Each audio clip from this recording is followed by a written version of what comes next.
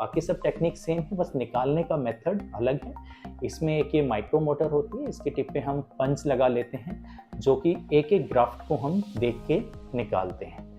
Definitely ये technique बाद में आई है, लेटेस्ट टेक्निक है, काफ़ी नई है और इसमें स्कारिंग भी उतनी नहीं होती है। यदि डॉक्टर बहुत अच्छा है, पंच साइज बिल्कुल परफेक्ट है, तो बड़ी आसानी से आप छोटे बालों में भी इतनी ईजिली ये दिखाई नहीं देते हैं और अच्छा खासा डोनर एरिया भी जिसका है।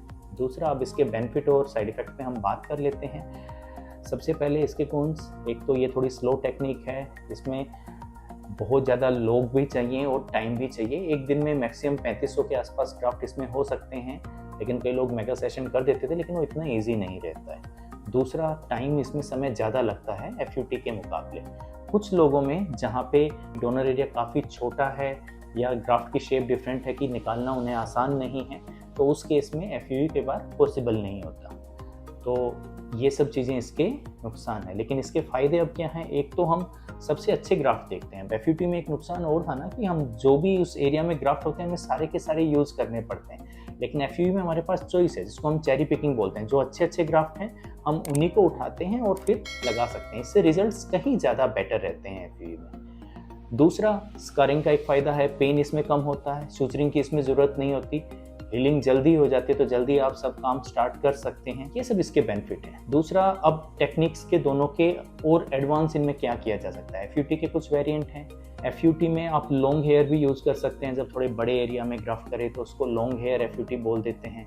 कुछ लोग इसमें भी इम्प्लांटर की हेल्प से भी ग्राफ्ट लगाते हैं बिना स्लिट बनाए, जिसको FUT में भी डायरेक्ट हेयर इम्प्लांटेशन या इम्प्लांटर FUE बोल देते हैं। कुछ लोग आमी टेक्निक के बड़े फैंसी से नाम रख दिए हैं और उसमें वो FUT और FUE कर देते हैं और वो बताते हैं कि ये कहीं बेटर है। पर जहाँ FUE में आप काफ़ी ग्राफ्ट निकाल सकते हैं, वहाँ आपको FUT और FUE करने की ज़रूरत नहीं है। तो बड़े लिमिटेड केसेस में इसका ज़्यादा यूज़ है। ऐसा नहीं है कि ये ज़्यादा बेटर टेक्निक है, क्योंकि वो लीनियर स्कार तो फिर भी आ जाएगी। इससे अच्छा कि आप 2 बार FUE करवा लें, जिसमें 3 से 6 महीने के बाद दोबारा किया जा सकता है। बाकी FUT में बाकी बॉडी पार्ट से हम नहीं निकाल सकते पैचेज, इतना इजी नहीं है, जबकि FUE में हम और भी बॉडी पार्ट्स को यूज़ कर सकते हैं। ये भी इसका एक बेनिफिट है। अब ऐसे ही FUE टेक्निक के बहुत से वेरिएंट हैं, जैसे कि FUE में आप स्लिटिंग ना करें, डायरेक्ट नीडल से या इम्प्लांटर से करें, तो इसको डायरेक्ट हेयर इम्प्लांटेशन या DHI कह देते हैं। इसका मेन कंसेप्ट इसके पीछे करने का है कि ग्राफ्ट ज़्यादा समय तक आपकी बॉडी से बाहर ना रहें, तो उससे उनका सर्वाइवल रेट बढ़ जाता है, तो ये कहीं बेटर है। और आप सही तरीके से यूज़ करें तो नॉर्मल FUE को भी थोड़ा तरीके से करें कि मान लो स्लिटिंग हमने पहले कर दी, एक्सट्रैक्शन की, और फिर सीधी इम्प्लांटेशन कर दी, तो इससे भी आपका टाइम काफ़ी बच सकता है और ये और भी अच्छा है।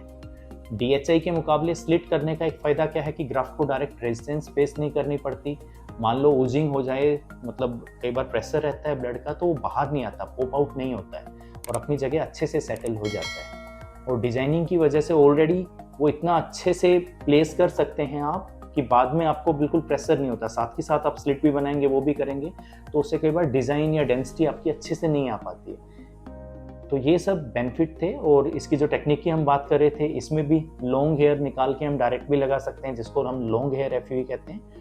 कुछ बेनिफिट यही है कि शुरुआत के बस 10-15 दिन ये बेटर दिखता है। आप डायरेक्ट ऑफिस में एकदम आपको लगता है बड़े हेयर आ गए, लेकिन अगेन वो शेड हो जाते हैं। और दूसरा, लॉन्ग हेयर FUE के रिजल्ट कहीं ना कहीं नॉर्मल FUE या बाकी DHI से काफ़ी कम है, उतने अच्छे रिजल्ट्स नहीं, क्योंकि इसे निकालना इतना आसान नहीं होता। दूसरा, क्योंकि इतना बड़ा एरिया है, हल्का सा भी पुल लगा तो वो ग्राफ्ट अपनी जगह से डिस्प्लेस हो जाते हैं और उसकी क्लीनिंग भी इतनी आसान नहीं होती। आप स्प्रे करते हैं, कई बार वो पानी वहाँ तक नहीं पहुँच पाता जो नॉर्मल सेलाइन है हमारा। तो ये सब उसके नुकसान हैं। इसके अलावा जैसे मैंने बात किया था, इम्प्लांटर की हेल्प से इसको डायरेक्ट हेयर इम्प्लांटेशन, कोई इसको QST बोल देता है, कोई इसको DST बोल देता है। सब ने अपने अपने मॉडिफिकेशन रख रखे हैं, लेकिन मैं यही कहना चाहूँगा कि कोई भी टेक्निक है, उसमें यदि सिर्फ एक स्टेप को इधर से उधर करके उस टेक्निक का नाम मॉडिफाई करके आप कर रहे हैं, तो इतना बेनिफिट नहीं आप उठा पाएंगे उसका। और एटलीस्ट आप DHI करवा रहे हैं, कुछ भी करवा रहे हैं, सबसे ज़रूरी चीज़ है उसको सबसे एक्सपीरियंस डॉक्टर ही करे। यदि वो उसे नहीं परफॉर्म कर रहा है, कोई न्यू ही डॉक्टर या बहुत सारे टेक्नीशियन उसको कर रहे हैं, तो टेक्निक का कोई बेनिफिट नहीं है, वो प्योरली वेस्ट है।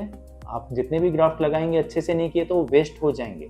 तो टेक्निक से ज़्यादा ज़रूरी है एक्सपीरियंस डॉक्टर होना, या फिर टेक्निक में आप कुछ इंस्ट्रूमेंट कुछ ऐसे यूज़ करें जिससे और बेटर उसके रिजल्ट आ सकें, तो आपको वो यूज़ करना चाहिए।